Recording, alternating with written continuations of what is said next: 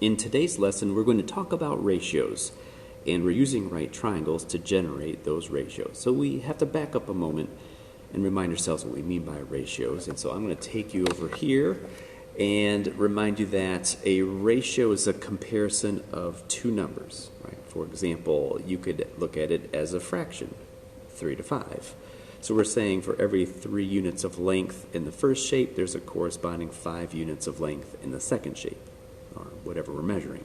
Here we're measuring lengths because we're talking about the sides of a triangle. So, for example, if I gave you a triangle with these 3 lengths, well, a ratio is going to be a comparison of 2 of those numbers, but we have 3 numbers. So if we were to take these 3 numbers 2 at a time, we could actually create quite a lot of ratios. I mean, we could create a ratio of this side and this side. That would be a ratio of 4 over 5. If we were to create a ratio using these 2 sides, well, then that would be 3 over 5, right? If we were to create a ratio of these 2 sides, that would be the 4 and the 3. But how do we know what goes on top of what goes on the bottom? I mean, maybe I'm using these 2 sides, but maybe I wanted to set up the ratio 5 over 4 instead of 4 over 5. I mean, there's lots of these different ratios. In fact, you can see that with a triangle, there's a possibility of 6 different ratios we can generate from having 3 sides.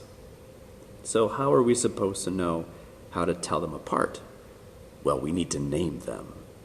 If you think about a newborn baby, the parents always give it a name.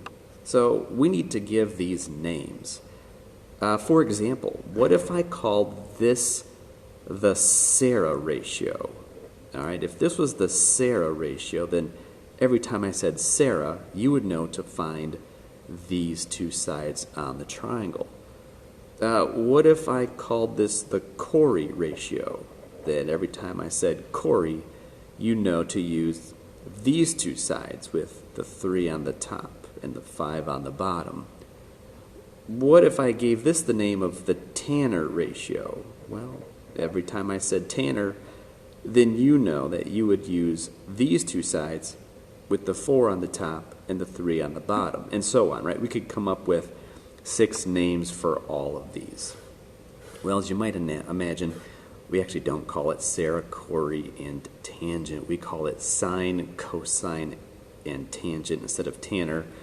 And so I just kind of paired up the first letters here to kind of find a name that we could use here instead of sine, cosine, and tangent. But that's what we're talking about today. And you see that here in our notes we have sine, cosine, and tangent. Right? So there it is. These are the names of ratios. So if you could just kind of like jump over here to the right, this is just to remind you that when we're talking about trigonometric ratios, right, a trigonometric ratio is going to be a ratio of 2 sides of a right triangle. And so that's where the ratio is coming from. And so what we call trigonometry is a study of those ratios and their angles of the triangle. So here we have to be able to give them names. And so when we have a triangle, we're talking specifically about a right triangle. So there's your right angle. And then you have 2 other angles that are acute angles. And of those 2, one of them is the reference angle.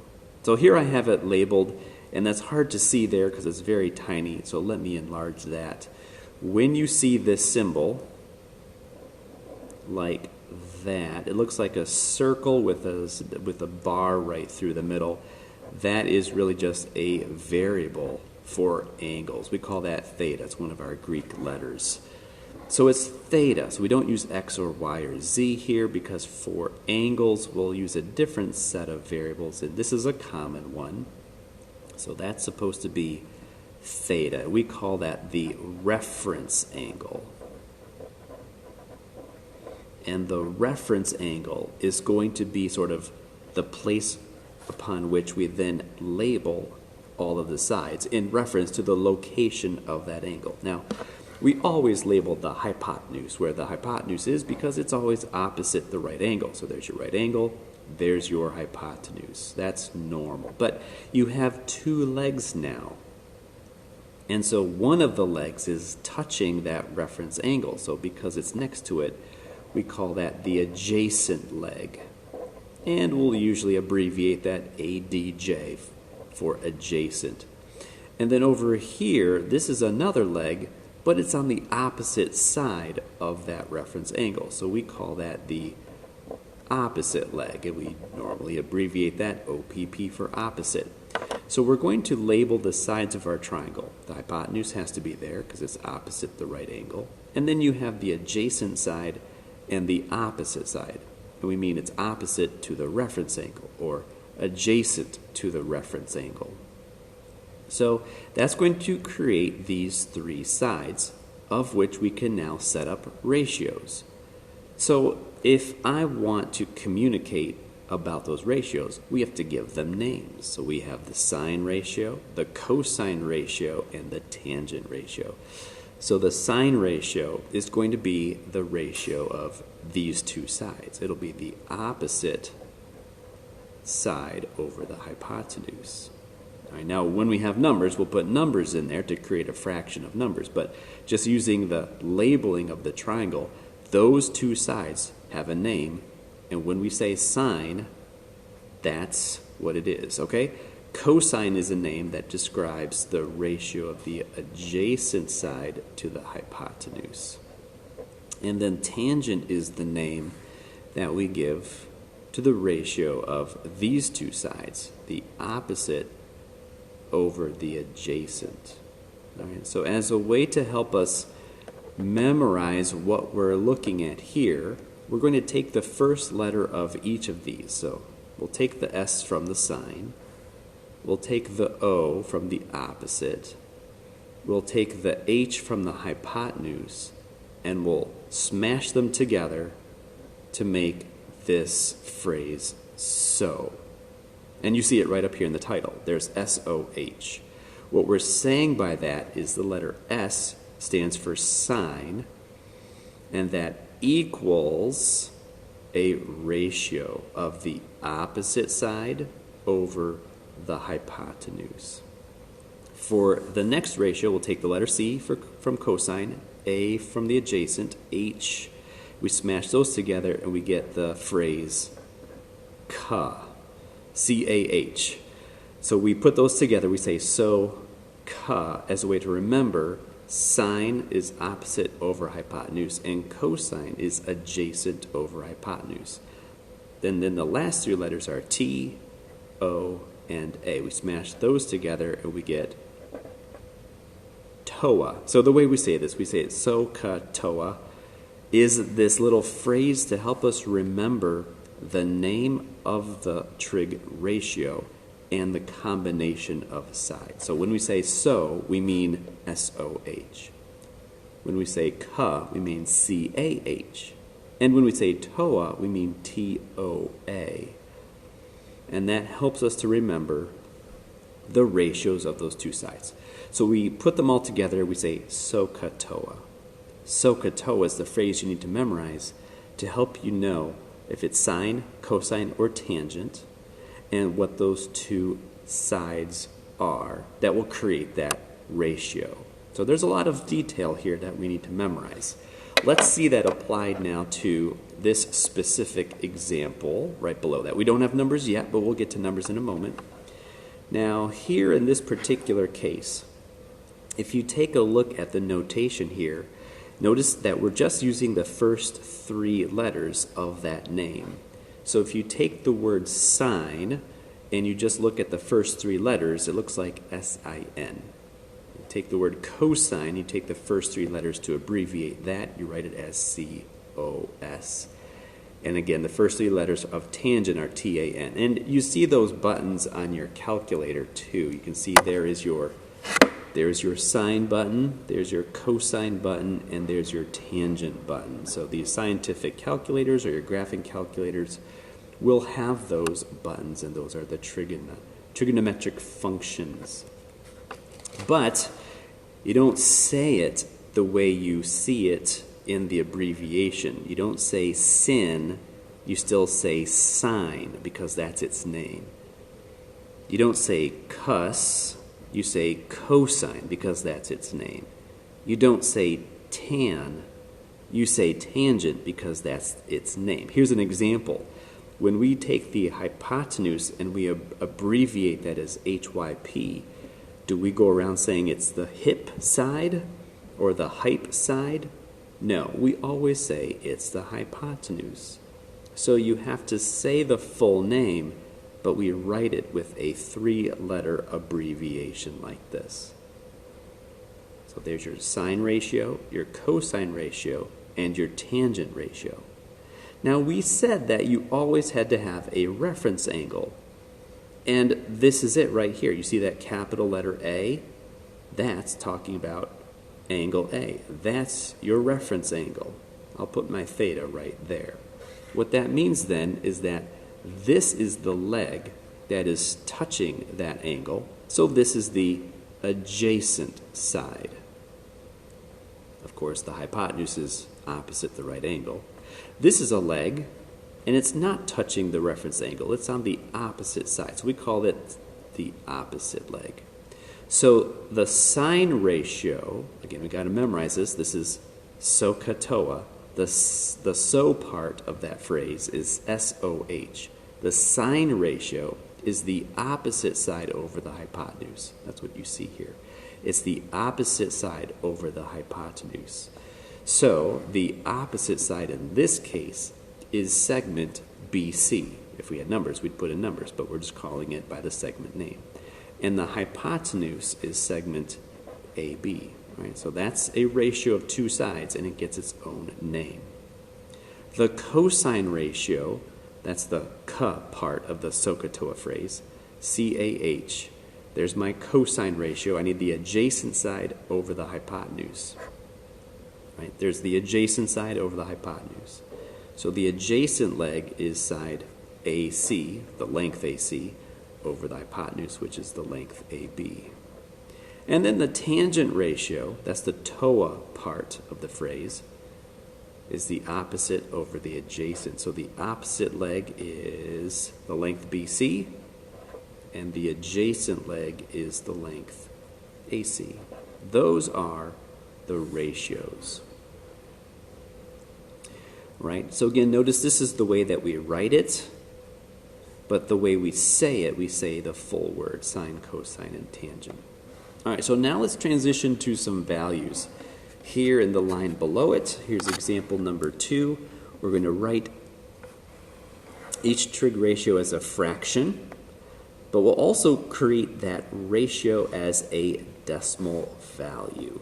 Now, we're doing the same picture, it's the same diagram where you have sides of 5, 12, and 13, but we're changing the reference angle. You can see how in this first column, the letter A is your reference angle, and in the second column, the letter B is your reference angle. That makes all the difference. Okay, so here the first column, letter A is your reference angle, so put the theta symbol there so you can visually see it. Now you have to label all the sides. Opposite the right angle is the hypotenuse. You abbreviate it as HYP, but you say hypotenuse, right? The 12 is touching the reference angle, so that is your adjacent leg.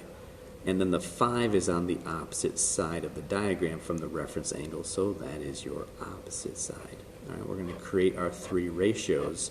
And again, in doing this, we're always thinking of that phrase, SOHCAHTOA. SOHCAHTOA. Sine is opposite over hypotenuse. So the opposite is the 5, and the hypotenuse is the 13. Opposite over hypotenuse means it's the ratio of the side of length 5 to the side of length 13.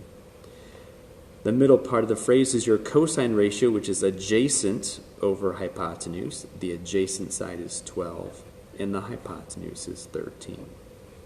The tangent ratio is your opposite side over your adjacent side. So the opposite side is 5, and the adjacent side is 12.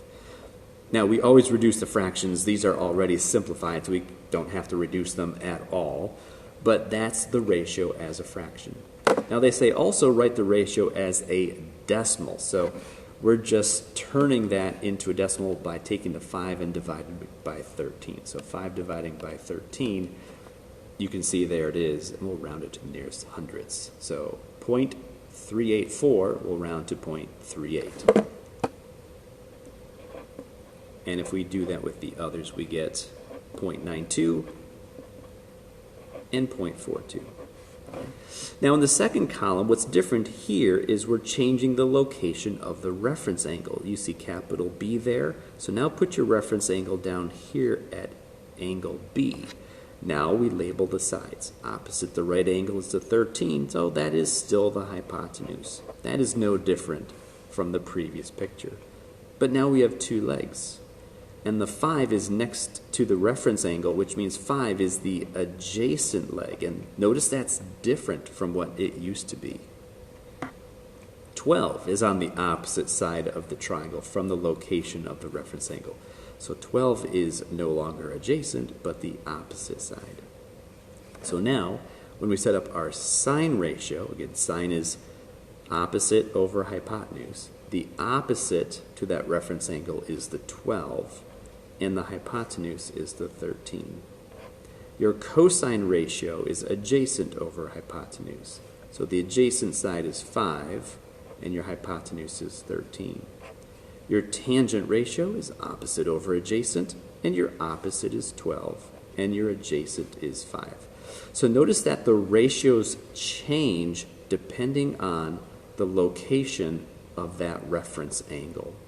So you always start by finding the reference angle, then you label the three sides, and then you think of your sine ratio, cosine ratio, tangent ratio to set up those ratios. All right, if we were to write this as a decimal value, you can see 12 over 13 is still that same 0.92. 5 over 13 will still be that 0.38. But this one is different. We don't have 12 over 5 represented here, so I'd have to type that in my calculator again, and that gives me 2.4 exactly. So far we've only been labeling sides and identifying the ratios and the names of the ratios. Where these trig functions really become powerful is when they help us to find missing side lengths, as you see here in this next row of examples. Missing side lengths when they give you only one side and one acute angle. We still know it's a right triangle, so we really do have all three angles. We could figure them out. But we just need one angle. Here, 31 degrees is what they give you, so that is your reference angle. Once you've identified that, then you label all your sides. Opposite the right angle is your hypotenuse. Now you have two legs. Which one is adjacent and which one is opposite to the reference angle? X is next to the reference angle, so that's your adjacent side. And 17 is on the opposite side. It's all the way across the triangle, so that's your opposite leg.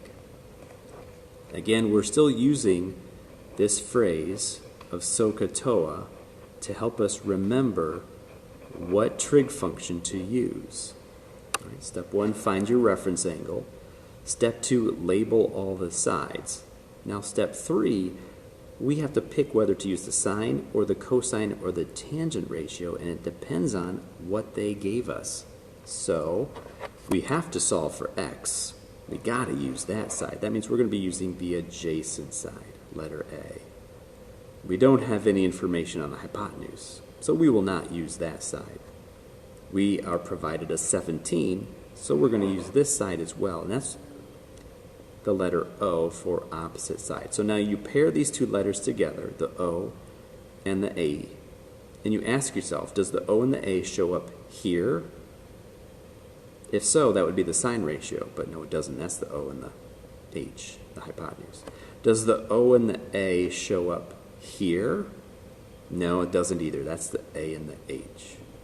Does the O and the A show up here? Bingo, we found it. That's the tangent ratio. Remember, we said that the name of this particular ratio is called tangent. So anytime you want to use the combination of the opposite side over the adjacent side, we call that the tangent ratio. And so we need to use the tangent trig function in this triangle to help us solve for x. We will write tangent of the reference angle, which is 31 degrees, equals, and now here's your ratio, right? It's opposite over adjacent. So the opposite is 17, and the adjacent is x. In other words, we can use this tangent ratio to help build an equation so that we can solve for x. To do that, set the tangent 31 over 1. Now you have a proportion, and we can cross multiply. So in this direction, let me bubble that in, we have x times tangent 31. So there's x times tangent 31 wrapped in parentheses. And then in the other direction, it's 1 times 17. Well, x isn't by itself yet, but by cross multiplying, we got rid of the fractions. We wanted to get x by itself. It's currently being multiplied to the tangent. So to undo that, we need to divide both sides by the tangent of 31. Don't say tan, right? That's how we write it, but you still have to say tangent, the full name.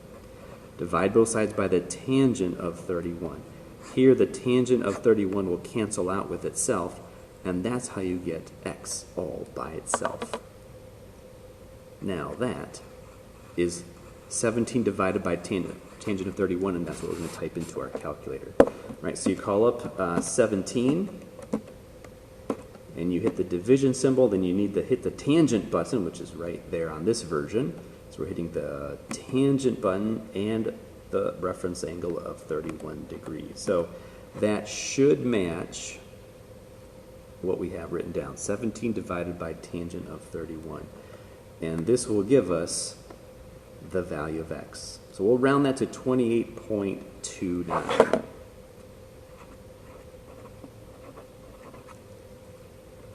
So now we know that side of the triangle. We don't have any units, so we'll just leave it as it is, but if there were units, we'd put those on there too. All right, here are some other problems that involve trig ratios. Here's part B. All right, step 1, find your reference angle. Now, it's never the right angle. Your reference angle is always an acute angle. There's 2 acute angles. We'll just use what they give us. So you can either put that theta symbol there like that, or just mark it in some way like with this arc to communicate that is your reference angle. Now we label all 3 sides. Opposite the right angle is the hypotenuse. So notice, don't pretend or don't think that the 52 is the adjacent side, because by adjacent we mean leg. This is a leg. This is a hypotenuse. This leg is touching the 42-degree angle. That is your adjacent leg. And then the x is on the opposite side of the 42-degree angle. So that leg is opposite. All right, now you have to pick 2 sides with information. So we're going to pick the 52, right, because after all, that's what they gave you. That's the letter H that we're going to use. We cannot pick the adjacent side. There's no numbers there. We have to pick the x, of course. That's what we're trying to find, and that is the opposite side. So we're setting up a ratio of these 2 sides. And so we have the opposite side and the hypotenuse, the letters O and H. And we're looking at our phrase to help us remember what's the name of that ratio. O and H are paired up right here behind the letter S. So this ratio is called the sine ratio. So this is our sine, S-I-N, of 42 degrees. Right, don't say sin, say sine. Sine of 42 degrees is the ratio of the opposite divided by the hypotenuse. So the opposite side is x, the hypotenuse is 52, set up a proportion, and we're going to cross multiply. So in this direction, 1 times x is x, and in the other direction, you have 52 times the sine of 42 degrees. Notice our variable's already by itself. That means we can go right to the calculator and type that in. So we'll have our 52 followed by the sine button followed by the 42 degrees. And that will give us an answer of about 34.79. And that's a leg length. So there's no degree symbol on it. That's not an angle. That's that side of the triangle there. All right, here's the last in the series. Once again, find your reference angle. It's not the right angle. It's the acute angle. Mark it in some way. There you are. Now label all three sides. So opposite the right angle is your hypotenuse. So the x is on the hypotenuse. Now you have two legs. 18 is next to the reference angle, so that's your adjacent leg. And the height is on the opposite side of that reference angle. Then select your two sides to build your ratio. We have x, which is on the hypotenuse, and we have 18, which is on the adjacent side. So we're looking at the letters A and H. There they are paired up. This helps us remember that the name of that ratio of those two sides is the cosine ratio. So cosine of 29 degrees equals, right, this tells us the adjacent side divided by the hypotenuse side. So the adjacent side is the 18, and the hypotenuse is the x. So once again, our variable is in the denominator, so we're going to set up a proportion and cross multiply. In that direction, you have x times the cosine of 29 degrees. And in the other direction, you have 1 times 18. X is not by itself yet. It's being multiplied. So let's undo that with division, and we'll divide both sides by cosine of 29. Cosine of 29 will cancel out on the left-hand side. That's how you get x by itself. That's what we'll type into the calculator, and we'll get 20.58. All right, we have one more example to do. We'll finish that up here in just a moment. Let's just take a quick overview here, right? So we started off by naming our ratios, right? You remember that we had no numbers. We had no ways to call it except just the opposite leg, adjacent leg, and hypotenuse. And we set up these ratios. We said if you pair up these two sides, we're going to call it sine. If you set up these two sides as a ratio, we're going to call it cosine. And if you set up those two sides as a ratio, we're going to call it tangent. And then we said, let's find that sine ratio, that cosine ratio, that tangent ratio, either by using the names of those sides or the specific values of those sides. And I'm jumping down here to example 4. So this is a big problem. There's a lot going on here because it is asking us to find both the perimeter and the area. And if you just think about what that means for a perimeter, that means adding up all the sides, and of the three sides, we only have one side. We have the 12 feet, but we don't have the others. So we have to calculate the lengths of those missing sides before we can even think about adding up those sides or finding the area. So I am going to, well, let's see, we have angle x. Remember, angle x is described with a capital letter, so opposite that would be a lowercase letter x. And then opposite angle y is lowercase letter y. And then opposite angle z is lowercase letter z. So we have little x, little y, little z to identify that. We need to solve for the side called x and the side called z. And so I am going to start off by finding x here, little x, side length x. So to do that, we need a trig ratio. All right, step 1, find your reference angle, right? Not the right angle, it's the acute angle, so there's your reference angle. Then we label all the sides. Opposite the right angle is the 12 feet, that's your hypotenuse. That means we have two legs, right? The legs are on either side of the right angle. The leg called z is next to the 38, that's your adjacent leg. And this leg called x is on the opposite side, so that is your opposite. So if I want to find x, well, x means I have to use the opposite side, and I have to use the 12 feet, that's the hypotenuse. So we're thinking about the letters O and H, and trying to identify, is that the sine ratio, the cosine ratio, or the tangent ratio? You can kind of see up here, O and H paired up make for the sine ratio. So we want sine of the reference angle, 38 degrees, equals the opposite side over the hypotenuse. Set up a proportion and cross multiply. X times 1 equals 12 times sine of 38 degrees. Okay, that will give us a result of, let's see, this is the 9.46. I believe that's what I got on my calculator. Let me double check. I want to make sure, because I think I might have the numbers switched around one leg to the other. So let's type in 12 times sine of 38. And that gives me 7.38. Yeah, so I'm just confusing my two leg lengths. So if you'll give me a moment, I'm just going to edit that and write down 7.39 as we round to 2 decimal places. All right, so that's going to go here, and let's get that in the right spot. So 7.39 is the length of that opposite leg. Okay. Well, we kind of know the answer here for the other because I wrote down the wrong one. But here's the process. We're going to find the leg length of little z. That's the adjacent side, so I'm going to combine the adjacent side and the hypotenuse to create a ratio.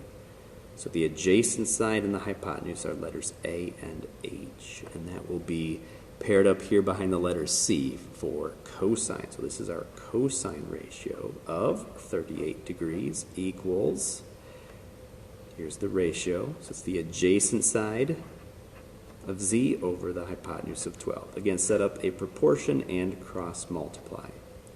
So we have z equals 12 times cosine of 38. That should give us the other number. Let's double check there. 12 times the cosine of 38. And yeah, that's the 9.46. Put that back on the triangle here, 9.46. So we have all three sides, so now we can calculate the perimeter and the area. So here's the perimeter. We're going to add up the side length of 12 plus the 9.46 plus the 7.39, and that will give us the total distance around the triangle. And so that perimeter is 28.85. And I guess we're using units of feet here.